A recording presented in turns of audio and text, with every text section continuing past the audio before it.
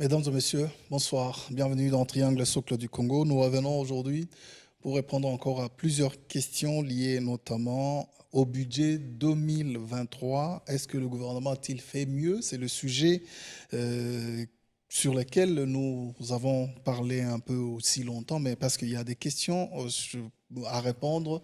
Nous y revenons avec M. Dieudonné Bifumanu. Bonsoir. Bonsoir. Plusieurs questions de téléspectateurs et d'ailleurs j'ai été surpris par l'une d'entre elles posée par l'association des maraîchères qui voudrait bien savoir.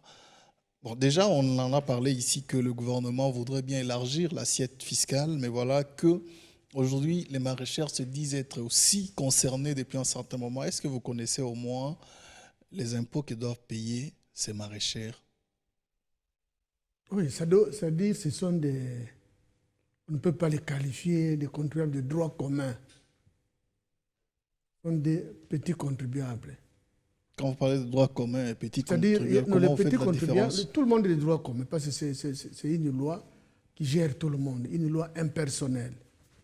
Mais en ce qui concerne la catégorisation du volume des transactions, du volume de production, c'est ainsi qu'il y a des entreprises ou des contribuables de petite taille. Alors, chez eux, il n'y a pas comme telle une catégorisation ou un cumul d'impôts, des impôts cédulaires, mais on les fixe toujours dans le cadre des forfaits. Mais ils ont des forfaits qu'ils payent au niveau du service des impôts. Mais sinon, l'impôt comme l'impôt foncier, ils peuvent facilement s'en acquitter parce que certains ont des terres. Mais bien sûr, s'ils ont des terres, ils doivent payer l'impôt foncier. Mais peut-être, moi je comprends par rapport aux bénéfices. Mais s'il faut qu'on détaille tous les types d'impôts, c'est-à-dire si la question se pose, qu'est-ce que je dois payer moi en tant que maraîcher? Maintenant, je dois dire oui. Ça dépend de votre volume. Oui, parce qu'il peut y avoir des travailleurs. Lui est maraîcher, mais il a des travailleurs, elle a des travailleurs qui peuvent l'aider. Et là, dans la mesure où ces travailleurs sont rémunérés, mais ils doivent payer aussi l'impôt. Oui, les impôts, sur les bénéfices, nous allons peut-être y revenir, mais parlons de cet impôt foncier. Est-ce que les fonciers peuvent aussi cumuler des recettes pour l'État lorsque parfois on n'en fait pas usage? Non, l'impôt foncier, l'effet générateur de l'impôt foncier, c'est quoi? C'est le fait d'être propriétaire d'un bien immobilier.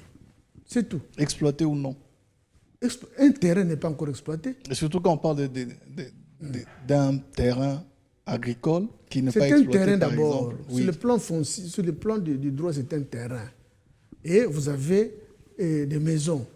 Alors quand vous avez, c'est ce qu'on appelle sur le plan fiscal, concession bâtie et non bâtie. Non bâtie, ce sont des terrains. Bâti, c'est qu'il y a une maison.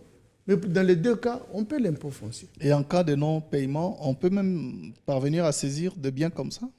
Mais pourquoi pas? C'est-à-dire, il y a une suite logique c'est-à-dire, vous ne payez pas, on peut passer au recouvrement forcé. Au recouvrement forcé, il n'y a pas seulement que la saisie du bien. On peut saisir votre compte bancaire, on peut venir, on voit, bon, vous avez une Jeep ou un véhicule, on peut saisir le véhicule. Il n'y a pas seulement que la concession battue ou non battue qu'on peut saisir. Mais on peut procéder par évaluer ce que vous avez comme bien.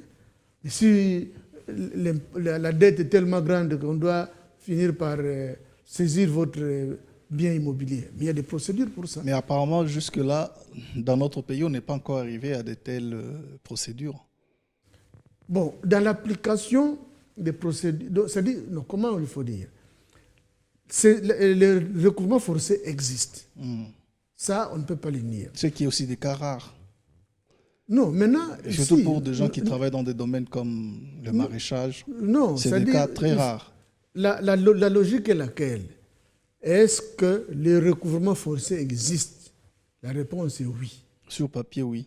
Non, pas sur papier. Peut-être le commun des mortels ne le sent pas. Mais quand on parle des avis à tiers détenteurs, c'est-à-dire moi je ne suis pas obligé de venir seulement chez toi pour exercer le recouvrement forcé. Par exemple, vous êtes fournisseur d'un bien auprès de quelqu'un. Maintenant, votre client, c'est votre client, il doit vous payer. Il a votre créance. Disons, il a votre dette. Vous avez une créance sur les clients, mais les clients a votre... Vous avez de l'argent qui doit venir de votre client. On peut demander au client de ne pas donner cet argent au fournisseur, donner ça au fisc. C'est aussi une façon d'exercer le recouvrement forcé. Maintenant, si vous avez des biens immobiliers, vous n'avez que des biens immobiliers qui peuvent couvrir la dette. Mais il y a toute une procédure. Alors, je voudrais qu'on revienne sur les impôts, sur les bénéfices. Mais dites-nous, pour quelqu'un qui a un potager, par exemple, comment on peut calculer les impôts sur non, c'est-à-dire des pour cultures pareilles? Non, pour les petits... Ou sinon des poulaillers? Non, les petits contribuables. Là, ce sont des forfaits. Mais prenez l'hypothèse de quelqu'un qui a un potager de plus de 1000 plates-bandes. Il a un personnel, il vend, donc il fait des résultats positifs. Il a un chiffre d'affaires. Il a un chiffre d'affaires. C'est sur base de ça qu'on va faire les calculs. Là, il n'y a pas de problème. Mais celui qui n'a que 3 plates-bandes, donc on les catégorise déjà parmi les contribuables de petite taille. Donc, si je comprends pour bien, cela, il y a les forfaits tout simplement qu'ils doivent payer. si je comprends bien, il n'y a aucune activité qui est mise à l'écart des impôts. Toute activité, quel que soit le chiffre d'affaires, doit payer un impôt. Oui, c'est-à-dire dire qu'aucune activité, c'est-à-dire l'impôt ne va pas d'une façon globale. On va activité par activité. Vous faites quoi? Quand vous dites vous faites ceci, maintenant on va dans votre domaine. Y a-t-il un impôt pour lequel vous êtes redevable réel? Je parle par exemple de cette maman qui vend le pain devant sa maison. Je sais que déjà les pains ne payent pas la TVA par exemple, mais sinon le chiffre d'affaires de cette maman-là peut être aussi comptabilisé et déduire un impôt dedans. Non, ce n'est pas ça le raisonnement. Pourquoi elle se met là-bas pour vendre le pain? C'est pour les beaux yeux des boulangers ou bien de la population, ils donnent gratuitement le pain? Pour aider sa famille, généralement, c'est ce que nous disons. Non, on ne va pas d'abord. Nous tous, quand nous travaillons, c'est pour aider nos familles. Oui, ça dépend des activités. Mais ça aussi, il faut faire la différence. Justement, c'est à partir de là qu'on analyse. L'activité, par exemple, on peut avoir un grand distributeur de pain. Pas un fabricant, mais vous êtes un grand distributeur de pain. Oui, mais je parle de cette maman-là au Justement, coin de votre rue qui vend ses pains. Voilà, maintenant c'est lui qui est distributeur de pain, un grand distributeur de pain. Il a son régime. Maintenant, tu insistes sur la maman qui vend du pain au coin. Oui, elle aussi a son régime. Et son régime, ce n'est pas qu'on doit calculer son chiffre d'affaires pour dégager un bénéfice qu'il doit payer à partir duquel on doit calculer l'impôt relatif à ce qu'elle a réalisé. Non. Pour de telles catégories, il y a des forfaits qu'on donne.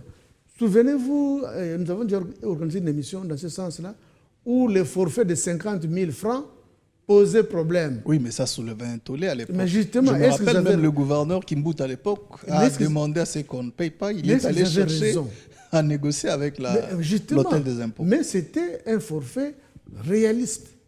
Ce n'était pas un forfait de 50 000 francs par mois. Non, c'était 50 000 francs par an. Et que vous pouviez le payer d'une façon échelonnée. Mais l'essentiel, qu'au bout d'une année, vous avez payé 50 000 francs. Tous ceux qui parlaient, c'était la mauvaise foi tout simplement. Parce qu'on leur a démontré, mais vous vendez quoi?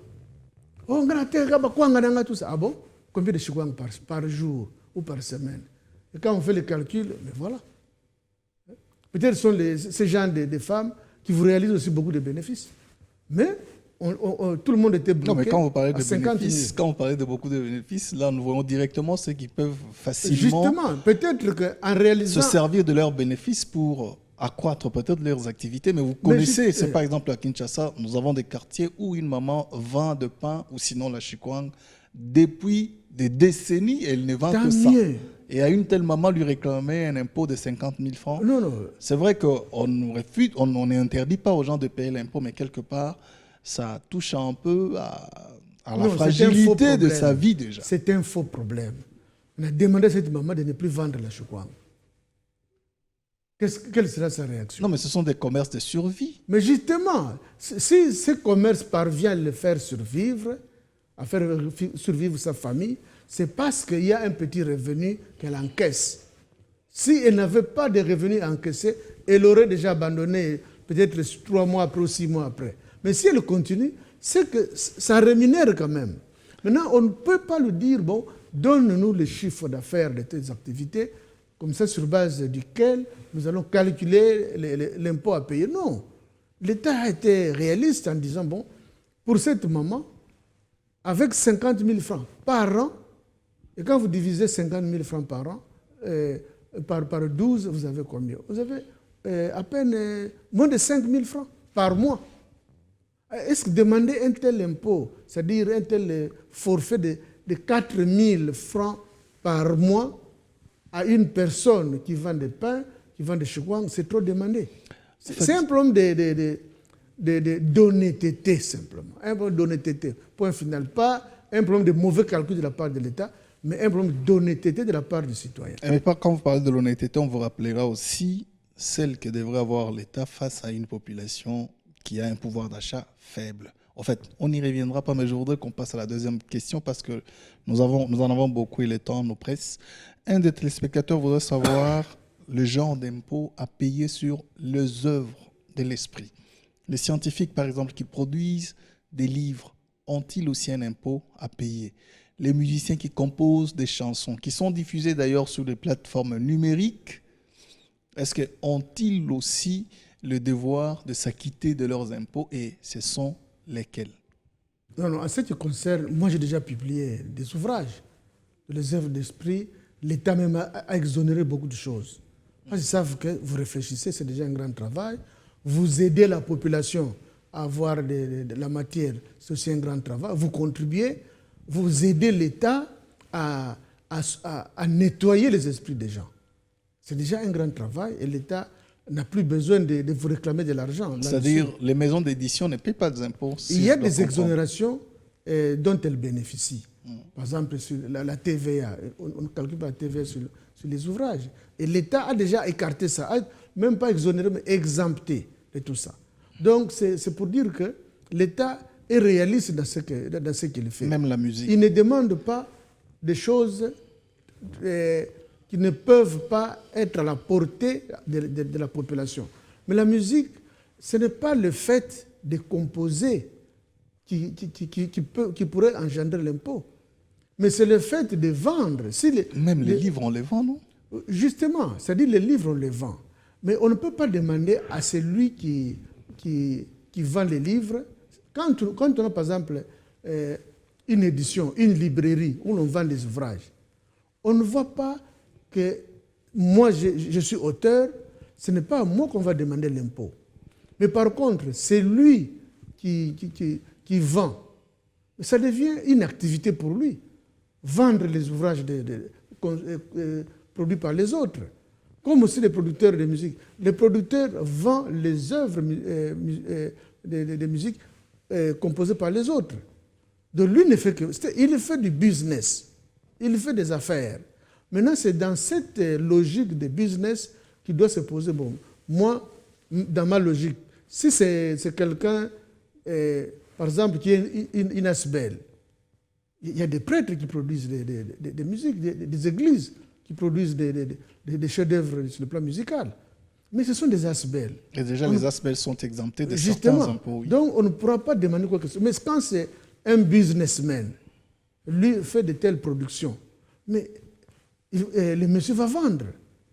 Et c'est là où on va, quand il va vendre, il fait le business tout naturellement. Non, mais les auteurs, déjà, les musiciens, quand vous allez sous d'autres cieux, et même chez nous, quelques-uns, ils s'en sortent quand même bien. Et pourquoi ceux-là, on ne peut pas réclamer des impôts? Non, c'est-à-dire, les musiciens, ils ont leurs droits d'auteur. Maintenant, sur les droits d'auteur, faut-il payer un impôt? Non. L'État a déjà exempté de telles activités. Ça, ce sont des exemptions. L'État dit, bon, vous êtes musicien, quand on vous paye les droits d'auteur, bon, c'est un droit d'auteur. Faut-il encore payer un impôt sur les droits d'auteur? Ah non. Ce n'est pas un bénéfice, ça? Non, c'est une exemption. Si on va plus loin, on peut dire, bon, vous devez payer un revenu sur les droits d'auteur. Mais l'État a déjà exempté ça. Les œuvres d'art. Mais par contre, c'est la même chose. Mais par contre, c'est lui qui en fait un business, qui achète des œuvres, que ce soit des œuvres d'art pour les revendre, qui achète des ouvrages pour les revendre. Là, ça devient une activité. Donc, il réalise un bénéfice. Ça dépend de sa forme juridique. Si c'est le business tout court, ça peut être une société. Et là, il sera soumis aux impôts exigés pour une société. Et c'est-à-dire, dans notre pays, ces catégories de personnes, les musiciens par exemple, ils ne payent rien comme impôt auprès de l'État. Raison pour laquelle il y a les musiciens sont organisés sous forme d'orchestres. Les orchestres, il y a des orchestres, les orchestres sérieux ont une personnalité juridique. Ce sont des entreprises? Ce sont des entreprises. C'est ainsi que, quand vous avez déjà cette forme juridique, vous avez un personnel que vous rémunérez, mais pour lequel il faut payer l'impôt. Le fisc, que ça. Alors maintenant, si vous produisez simplement... Quand vous parlez du personnel, c'est l'impôt sur les rémunérations. Sur les rémunérations. Vous êtes redevable légal à ce moment-là. Mais si vous ne vivez que de vos chefs-d'œuvre, c'est-à-dire de vos droits d'auteur, en amont, le droit d'auteur est déjà exempté. Donc, quand vous allez calculer votre bénéfice, on va dégager cette partie-là des droits d'auteur. Non, mais par exemple... Parce que vous pouvez faire aussi le business. Peut-être vous vendez des polos. Là, ce n'est pas les droits d'auteur. Non, mais je parle, par exemple, des ressources, de revenus de droits d'auteur, par exemple, qui sont payés à son personnel. On doit défalquer un impôt sur ça. Non, non, non. Prenons un orchestre X. Je ne voudrais pas citer le nom, sinon votre mesure d'être dérangé. On a un orchestre X. Cet orchestre-là fait quoi? C'est la musique. Ils se disent qu'ils sont dans le domaine musical. Comment cet orchestre est rémunéré? Où trouve-t-il les revenus? Mais par des productions. Ils peuvent aller jouer quelque part, ils sont rémunérés. Ils font des albums. Ces albums, on leur paie les droits d'auteur. Mais aussi, ils peuvent se dire, au lieu que moi je me contente de payer les droits d'auteur, disons qu'on me paie les droits d'auteur par quelqu'un d'autre, moi je vais commercialiser moi-même mes albums. C'est-à-dire je produis, je vends. Et puis, comme j'ai beaucoup de mélomanes, je vais aussi produire des polos que je vais vendre. Et tout ça, ce sont des revenus. Maintenant, c'est quand la comptabilité viendra qu'on dira que non, ça, il y a des revenus. Et vous êtes sûr que tous ces musiciens ici ont des comptables, par exemple, ou sinon, ils subissent un contrôle fiscal? Ils devaient. Ce sont des orchestres, mais ils ne font rien. Hein? Il y a des orchestres bien organisés en société. Mais quand vous tombez dans le domaine de la fiscalité, ils deviennent des ignorants. Alors qu'ils ont étudié, ils savent ça. Ils ont des experts, c'est-à-dire des comptables. Un comptable, c'est quelqu'un qui a étudié. Mais quand il faut payer l'impôt, ils deviennent des naïfs, soi-disant naïfs. Ah, je ne savais pas tout ça. Alors qu'ils savent. Donc, l'incivisme fiscal, tout simplement. Alors, une autre question d'un téléspectateur, il disait des impôts non payés pendant plusieurs années peuvent être comptés après un contrôle fiscal? Oui, il y a ce qu'on appelle la prescription. C'est-à-dire, quand vous avez déclaré aujourd'hui, ou vous n'avez pas déclaré, au bout d'un certain temps, si l'administration n'est pas venue là pour contrôler, donc ça tombe, ce qu'on appelle la prescription. C'est après combien de temps? Vous avez l'exercice en cours, plus 4 exercices antérieurs. Donc ça fait au total 5. C'est-à-dire comme maintenant nous sommes en exercice fiscal 2021 et 2022 qui est en cours, nous prenons l'exercice fiscal 2021, revenu 2020, exercice fiscal 2020, revenu 2019, et 2019, revenu 2018. Donc les revenus réalisés avant 2018, c'est la prescription. Même si vous rencontrez, il y a eu des fraudes, mais vous ne faites plus rien. Mais si c'est une décision judiciaire ou une autre institution de l'État qui découvre ça, là, le fisc est obligé d'aller même jusqu'avant 2018. Là, ce sont des détails très techniques, peut-être les gens ne comprendront pas, mais la prescription existe. C'est-à-dire, au bout d'un certain temps, vous n'avez pas contrôlé, eh bien, ne venez plus me déranger. Ah, donc, comme on dit, la dette est éclairable, c'est-à-dire l'administration, oui, si elle ne suit pas, c'est-à-dire elle peut aussi perdre. Mais oui. Et avant, d'ailleurs, c'était une prescription de 10 ans. Maintenant, on a réduit à 5 ans. Donc, c'est pour dire que l'administration a l'obligation aussi de faire le suivi, de contrôler à sa guise. Mais si elle estime que ce monsieur a bien payé ses impôts, ça ne sert à rien de le contrôler. Mais vous vous taisez. Et 5 ans après, ça devient la prescription. C'est l'exemple des impôts, de l'impôt sur les revenus locatifs, par exemple. Un locataire qui n'a jamais payé les impôts, on ne lui réclamera jamais. Mais non, les principes s'appliquent. C'est la prescription tout simplement. Et voilà. Une autre question, c'est d'un téléspectateur qui disait vous avoir mal compris lorsque vous parliez des exonérations. Vous les avez presque toutes fustigées.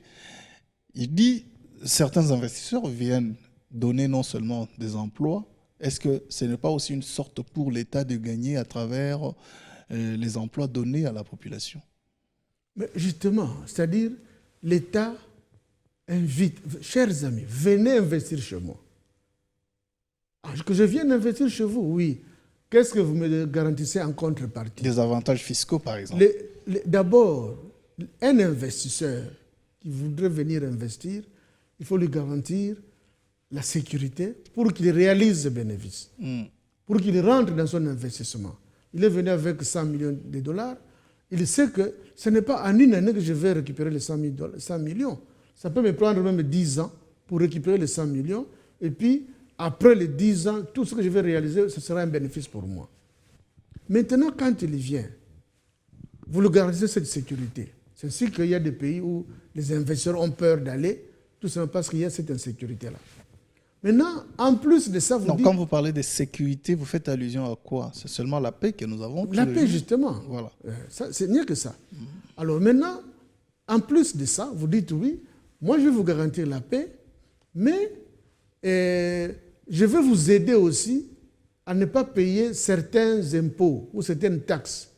Comme ça, vous allez vite travailler, vous allez vite rentrer dans votre investissement.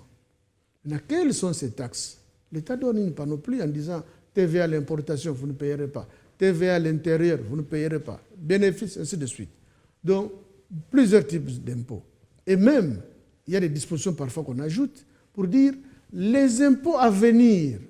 Donc, pendant que je suis là, les impôts à venir ne doivent pas me déranger. Parce que vous pouvez m'accorder une exonération aujourd'hui, et puis 2 ans après, vous créez un autre impôt, vous me récupérez, c'est-à-dire vous récupérez autrement à travers les nouveaux impôts. Donc, il y a des dispositions qui sont comme ça. Ça sont des dispositions normales. Mais maintenant, c'est dans l'application. Donc, ce n'est pas que quelqu'un doit venir ici pour dire, bon, moi je voudrais investir 100 millions, accordez-moi tel type d'exonération. Mais non, on doit être capable d'analyser en disant, bon, nous avons nos impôts cédulaires, les voilà. Nos différentes taxes importantes, les voilà. Maintenant, le fait que vous ne puissiez pas payer ces impôts-là ou ces taxes-là, c'est un crédit que l'État vous donne. Parce qu'au lieu de sortir de votre poche... C'est un crédit non remboursable, c'est ça? Mais justement, c'est-à-dire l'État vous dit, vous devriez payer, par exemple, pour l'importation de vos matériels, vous devez payer la TVA à l'importation.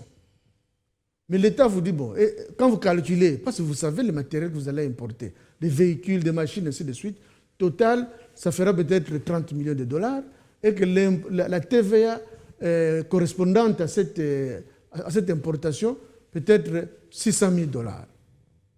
Alors maintenant, les 30 millions, vous devez encore ajouter 600 000 ou 1 million de dollars pour faire face à ça. L'État vous dit, bon, pour vous aider à vous installer, moi, je n'ai pas besoin de ces 600 000 ou ces 1 million. Vous pouvez les garder. Vous voyez, l'État vous donne ces crédits-là. Prenez cet argent Utilisez ça comme vous voulez. Non, l'État ne donne pas l'argent. Il vous dit tout simplement de préserver ces dépenses-là que vous Non, deviez non, faire. pas préserver. Donner, c'est trop dire non, quand même aussi. Vous alliez me payer ça à moi, l'État. Mais moi, je dis, ne me payez pas, garde ça. Mais s'il n'en avait pas. Mais parce comment que il ne peut vous- pas voir ça? Parce que vous savez, quand vous importez, vous devez payer les droits de douane, vous devez payer la TVA à l'importation, tout ça, vous calculez. Maintenant, l'État vous dit, ah, tu peux payer les frais administratifs au niveau de la douane, mais la TVA à la douane ne payez pas. Et ça représente combien? Ça représente 1 million de dollars. Et l'État vous dit, bon, ça va, au lieu de me payer ça, je te donne ça comme cadeau pour t'aider à mieux investir. C'est un cadeau que l'État fait. C'est-à-dire, c'est un crédit non remboursable. Donc, pour l'État, c'est un fonds perdu. Parce qu'il vous le donne. Faites ce que vous voulez de ça. Il ne faut pas vous dire, comme je vous donne les millions, faites ceci ou cela. Non. On vous restitue cet argent, faites-en ce que vous voulez. Donc ça, c'est une contribution de l'État aussi, en vous aidant à avoir ce petit crédit. Maintenant, on dit quoi? Est-ce que toutes les entreprises, tous les investisseurs doivent-ils bénéficier de ces avantages-là? C'est comme les sur le miniers, plan par fiscal. exemple, à un certain moment, ils ont bénéficié Mais des justement, crédits d'impôt dans leurs investissements. mais c'est tout ça. Et ce qui a créé aussi un boom minier aujourd'hui. La RDC, c'est parmi les grands producteurs dans Le domaine boom minier. minier n'a pas été créé grâce à ces exonérations-là. Le boom minier a été créé par les cours de matières premières, c'est-à-dire les besoins sur le plan international. Ah, donc de il ces n'y a matières. pas eu des investisseurs dans le domaine? Mais c'est ça que je dis. Alors. Mais pour qu'ils viennent investir, vous savez la conditionnalité pour que quelqu'un vienne investir dans le domaine minier? Mais ce sont des gens qui réfléchissent, ne croyez pas que ce sont des va-nu-pieds ou des gens qui traînent dans la rue. Ils engagent des spécialistes. Moi, je vais dépenser 200 millions de dollars. Mais 200 millions, il faut partir d'où? Des études. Est-ce que quand j'investis les 200 000, pourrais-je rentrer dans mes droits? Comment on fait ces études-là, par exemple? On vous dit, faites-moi les études de telles concessions. Non, mais des capitaux frais qu'on vous apporte aussi. Attendez d'abord. C'est-à-dire, quand on fait l'étude, on remarque que dans cette concession, on peut exploiter plus de 200 000 tonnes de cuivre. Ça sont les études qui donnent ces résultats. Et pas de petites études. Hein. Oui, c'est Si on ne de vraies parvient pas à études. faire ça nous-mêmes, ça coûte cher. Oui, mais n'oubliez Maintenant- pas aussi qu'il y a des études pour lesquelles les investisseurs payent et qu'en contrepartie, il n'y a même pas eu de gisement à la hauteur Là, ce attendue. sont des études peut-être qui ont dérapé. Mais nous parlons Non, de mais il y a bonnes des études qui Ça qui sont ne démontrent pas ça sont les risques. réalités. Ça oui. sont les risques. Mais nous prenons l'hypothèse des bonnes études. Voilà. Quand on dit qu'ici, on peut exploiter plus de 200 000 tonnes de cuivre ou 500 000 tonnes de cuivre. Maintenant, les machines que vous aurez peuvent exploiter combien de tonnes par an? On peut exploiter, par exemple, 20 000 tonnes par an. Donc, 200 000, vous avez besoin de combien de temps? De 20 ans. De 20 ans pour exploiter les 200 000. Ou disons de 10 ans pour exploiter les 200 000. Maintenant, ça vous coûtera combien? Quand vous vendrez, vous partez du prix sur le plan international. Le cuivre sur le plan international coûte combien? Aujourd'hui, ça coûte autant. Vous faites des projections et vous avez une moyenne. Que non, le cuivre pourra coûter, par exemple, 5 000 dollars la tonne. Maintenant, les 200 000 tonnes fois 5 000 dollars, vous avez les chiffres. Ça vous fait 1 milliard. Quand je vais exploiter, j'aurai 1 milliard. Maintenant, vous devez chercher le banquier qui va vous dire, bon, moi, vous avez besoin de combien pour acheter les machines? Parce que les machines doivent travailler pendant 10 ans. Donc, vous devez faire la commande. Telle maison, les machines, quelles sont les machines que je peux acheter, de quelle qualité, pour que je produise 20 000 tonnes par an pendant 10 ans. La maison vous propose les machines. Et les machines et tout, ça peut vous coûter seulement 50 millions. Mais vous allez gagner combien au total? 1 milliard. Maintenant, vous avez des machines de 50 millions ou même 80 millions. Vous venez les installer avec toutes les autres charges pour installer les machines. Total, vous avez dépensé 150 millions. Plus, on calcule aussi les personnels que vous allez payer pendant 10 ans. Toutes les charges éventuelles que vous allez supporter pendant 10 ans. Quand vous aurez fait tous ces calculs-là, les études montrent tout ça. En tout cas, même pas d'une façon exacte, mais en tout cas d'une façon approximative. Moyenne, oui. Et ça vous fait total, pendant 10 ans, les charges, tout et tout, 450 millions de dollars. Mais on vous dit que la finalité, c'est combien? 1 milliard. Et vous gagnerez combien?